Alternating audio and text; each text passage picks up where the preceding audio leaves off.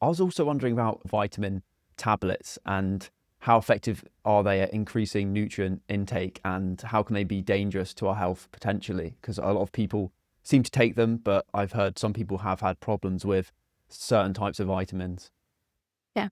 So there's there's two, in my opinion, there's kind of two forms of vitamins. You have your water soluble vitamins and you have your fat soluble vitamins. So your water soluble vitamins, like vitamin C, you can take it as much as you want. When your body has enough, it pees out the rest. Okay. So it doesn't stay in your body, it doesn't concentrate in your body. The ones that are more fat soluble tend to stick around a lot longer in your body and can cause an adverse effect. That's why they don't put iron in children's vitamins because they taste good.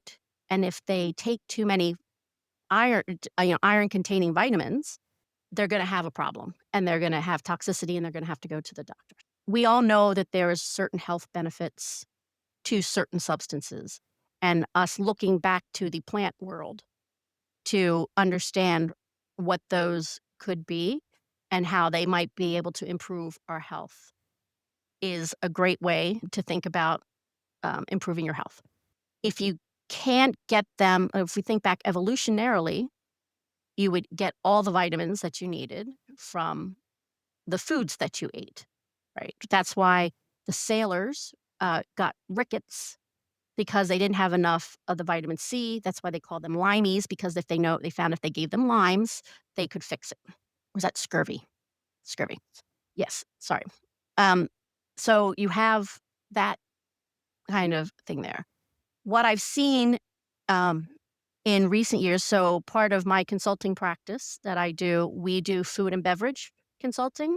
So anything that goes into food, anything that goes into beverages has to be approved by, in the US, the FDA, and in the EU by EFSA, European Food Safety Agency. So there is a big push to understand all of these different ingredients and herbs and such that we're talking about.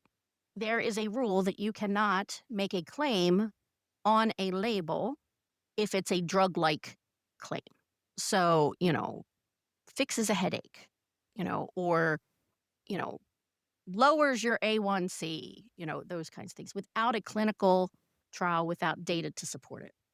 So the problem has been that people are formulating these vitamins and using them as nutraceuticals, but they don't necessarily have a lot of long-term data to show how they might harm or how they might interact with another agent and cause some form of toxicity.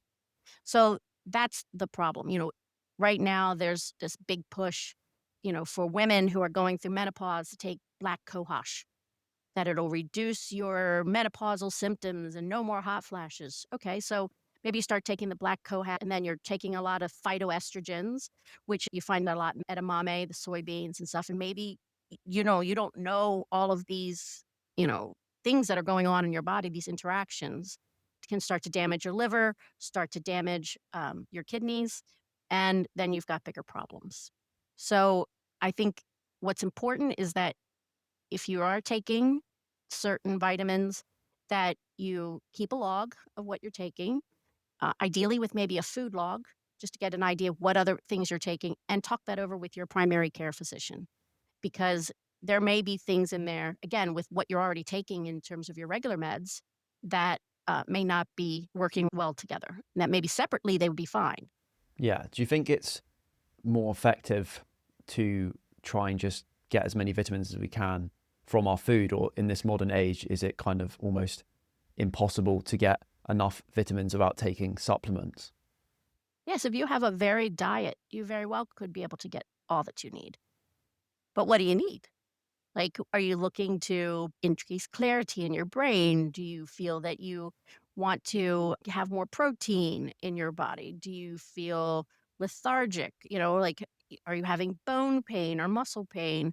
You know, all of those kinds of things are good and may be able to be helped through a good diet, through exercise, through a good regimen of drinking enough good water, reducing your intake of alcoholic beverages. So, I mean, there's a whole lot to it. I think we all, to a certain extent, want a simple fix, don't we? I don't want a hot flash. Oh, maybe if I just take all these phytoestrogens, I can sleep through the night. But that's not always the case, unfortunately. We are a society that's really driven by instant fixes. I want this right now. And unfortunately, we're not patient people anymore. Yeah, patience is definitely a virtue. It's sometimes simple, but it's not always easy, I guess, as well. It's just, Yeah. and also if you do the kind of instant gratification or the simple solution that you just Googled without checking the sources, it could actually do more harm than good, like you were describing.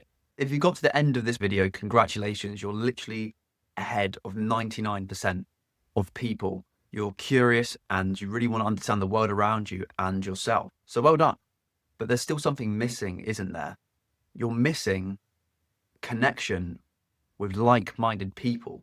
You're doing all this alone. If you don't have like-minded friends who understand what you're going through and are interested in self-growth and understanding the world, then you're going to feel quite lonely. And I've definitely felt that many periods of my life over the last half decade or so during my journey.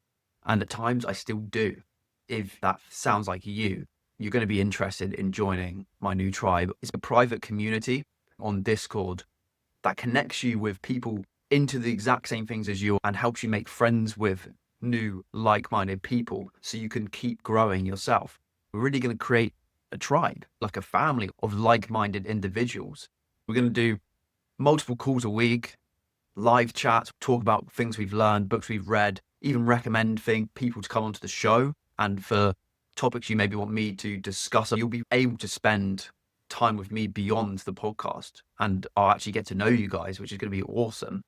And also you're going to find out who's on the show before the episodes come out. And you're going to get episodes 24 hours before anyone else by joining the Tribe of Outliers, because you're the real ones. You want to improve yourself. And why would you not want to do it with people who are just as similar to you? We only want the real outliers. We don't want a guy who's just watched one episode and hasn't learned anything from it. So it's going to be a super tight-knit community. You're going to get so many benefits. Meet people who are like you, focus on growth, befriend them, talk to each other, including me, live calls with all of us, and get podcast episodes 24 hours before anyone else, and know which big guests are coming onto the show before anyone else. Click the link in the description and be part of the tribe, become an outlier with us today.